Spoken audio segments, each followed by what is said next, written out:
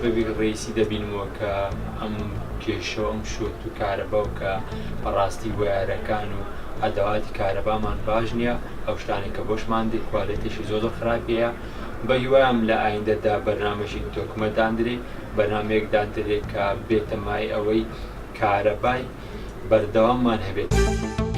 غازی LPG-مان هەیە بە ڕێژەیەکی زۆر لە کوردستانی باشوورا کە ئەتوانرێ ئیسفادی لێ بکرێ بۆ دابینکردنی کارەبا لە ڕێگەی محەتاتی تایبەتیەوە کە بە غازی LPG ئیش بکە.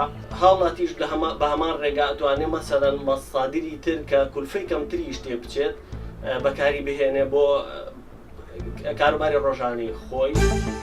ئەنجەتی ئەوەی کە خەڵک زۆر بەکاردێنی وەڵای خەڵک ئێستا هەتا حەدەی تێگەیشتیە لە مۆزوعەکەی مەسەلەن کارەبای زیاد بەکار نایمی کامل لە جێشی شیابی لە کوپەچیان لە ئەوەشی پێش پێ دەکاگەنا کارەبایەکە دەکوژێتەوە.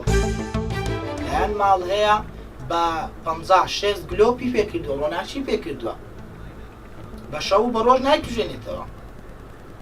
دەبێ ئێمە ئاگامان لێبێ و تەعاون وەکو تەعاونێکی وەتەنی و خۆیی بە وەتەنیان و داخیلی کوردستانمان بتوانین وەکو خزمەتیش ئەسڵەن